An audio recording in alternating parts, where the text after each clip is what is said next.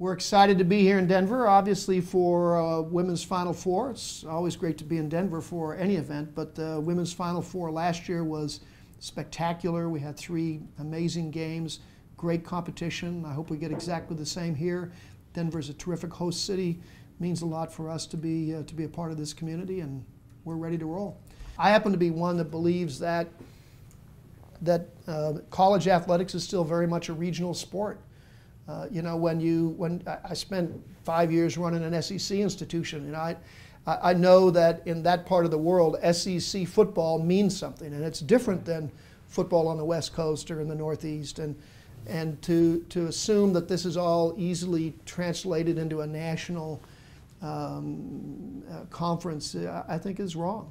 People like to be able to drive to games, and they like to be able to see their teams play schools that they recognize and consider part of their environment. I think that you could easily move to you know, the so-called +1 model, or I just call it the Final Four model because it makes sense in NCAA terms, without disrupting the current structure in any great way. And I think it would have been fun this year to see that play out. You know, you would have had, I guess, LSU playing Stanford and Oklahoma State playing Alabama in the winners playoff, and I have to tell you, I don't know who would have won those games. It would have been interesting. So we don't have a formal role in setting that agenda, but I've talked to a lot of people and let them know that that's certainly okay by me. But it'll be decided by, again, the presidents of those BCS conferences.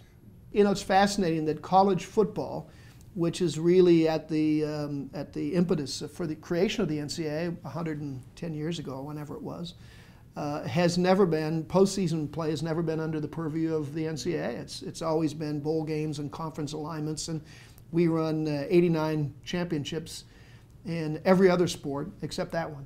But it's just been something that's evolved over that century, and it's an anomaly.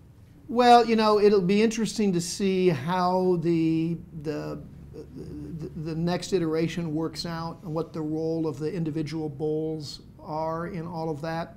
Whether there's an NCAA role in it or not isn't clear. But I think the conferences are at a place where they're saying, gee, you know, this current model isn't necessarily very effective. And we'll just have to wait and see how it works out.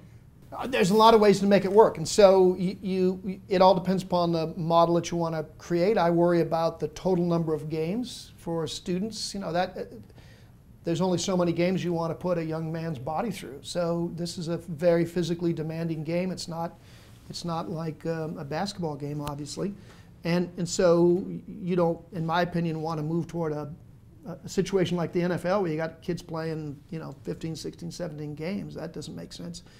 Can you make it fit inside an academic calendar? Yeah, probably, but you've got to be more creative. You've got to probably play games before the holidays. We do have this anomaly where we finish up even before Thanksgiving, and then some teams are waiting until the new year, you know, to play another game. You can get 4, 5, 6 weeks of gap. You could play some football during that time if you wanted to. It all depends upon what you want to do with the dates of the traditional bowl games and how you want to fit them into that equation.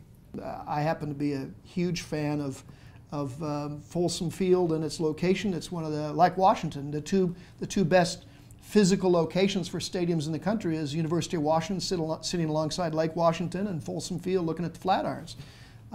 So whatever you do there, you better do it with great care. If you're going to move the CSU stadium onto campus, it's got to be a good use of the real estate, because real estate's always at a premium, right. And it's got to be a sensible use of money. It's very, very easy to get your eyes bigger than your stomach when you're looking at facilities. So the striking the right balance between the commercial and the collegiate model will not go away. We're constantly going to be addressing that balance, just as we did 100 years ago. That doesn't go away. I think the big issues around many of the things we've touched on here will continue. What to do with BCS, where that goes, is going to be very interesting and pretty dynamic.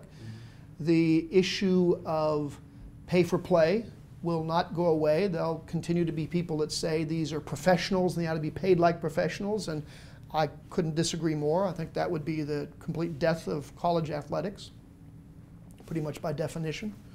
And then you do have to get into a model where you say, all right, if this is a business and we're going to run it like a business, then which sports are we going to eliminate and who do we want to pay, and why don't we just subcontract with the, you know, with the Rockies to play baseball for us and put CU on the back? I mean, I don't know why would you even want them to be college students then? Why not just hire some athletes?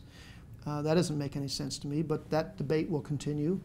We'll continue to, in 3 to 5 years, work on the implementation of these new academic standards. You know, it's going to be, people have yet to realize how serious the changes are that we've made in academic standards.